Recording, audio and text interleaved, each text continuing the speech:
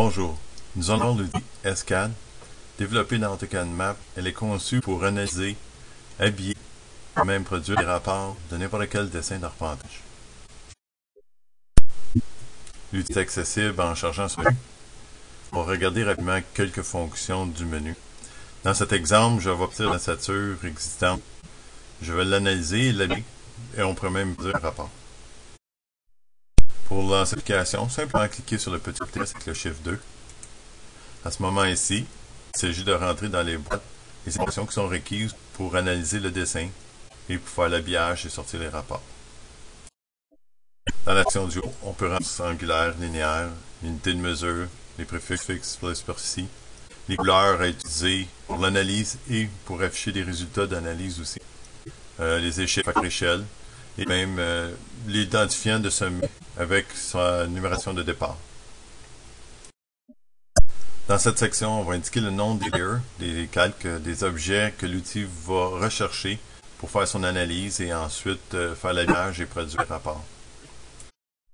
Et dans cette section, on retrouve le nom des layers, les calques, style de texte avec leur hauteur, des objets qui sont affichés après le traitement. Maintenant, on va utiliser l'outil pour allier le dessin.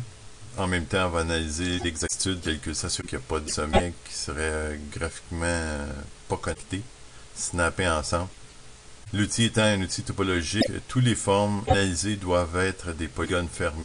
C'est normal, si on veut qu'il habille une parcelle, il faut que ce soit une forme polygonale pour pouvoir déterminer une superficie, des mesures et éventuellement aussi l'identifier. Juste avant de commencer, je veux identifier l'échelle de travail. Je vais utiliser une échelle en 500 et je vais ajouter des textes qui vont servir à identifier mes parcelles, les niveaux de l'eau de mes parcelles. Je vais les placer sur des layers, des calques spécifiques pour pouvoir les chercher plus tard via l'outil. On va faire une recherche. Comment rentrer un texte. Ce serait ma parcelle 1. J'ai qui fait un ajout et incrémente les textes. Là, je pourrais identifier chaque parcelle. Il s'agit tout simplement de pointer à l'intérieur du polygone.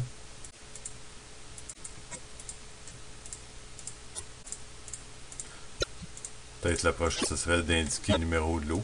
Je vais mettre sur un autre layer, un autre carte, les numéros de l'eau. Même chose, on va écrire un texte.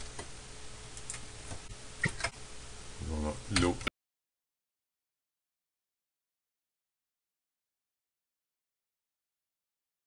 « 5, 9, 8, 8.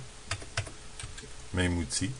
On va ajouter d'autres numéros de l'eau en incrémentant les numérotations. Pas nécessaire qu'ils soient dans la même ordre que les numéros parcelles.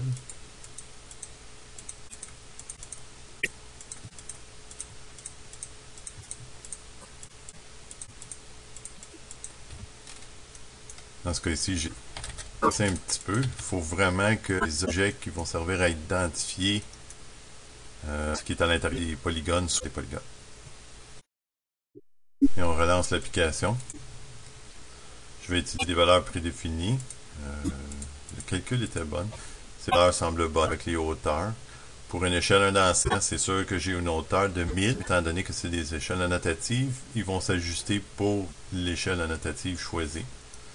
Je vais sélectionner ce bouton pour pouvoir afficher dans les boîtes de dialogue seulement les layers qui sont utilisés dans le dessin. Ça va alléger un petit peu le choix à l'intérieur des boîtes de dialogue. Et je vais choisir du dessin. Dans ce cas ici, le layer des segments de l'eau.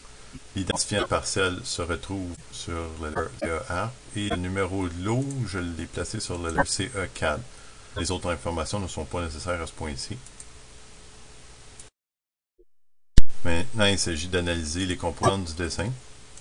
On lance la validation des composantes et on s'aperçoit qu'il y a une erreur logique. Analyser, on voit aussi que les erreurs sont identifiées de témoins rouges.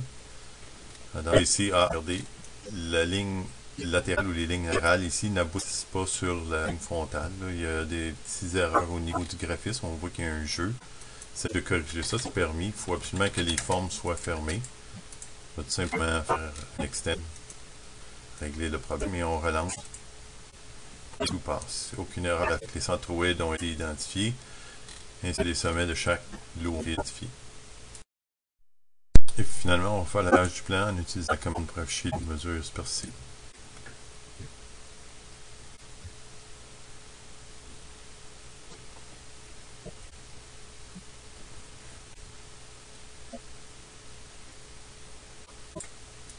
Voilà, sur la numérotation qu'on a donnée pour l'identifiant de parcelle et les numéros de lot. Le tout est habillé avec une allure un peu plus conforme en suivant l'orientation du segment le plus long. Disons, elle a déterminé l'orientation pour les numéros de lot, parcelle et superficie. On remarque les doublons. Les doublons sont nécessaires pour l'étape de description, mais une commande pour faire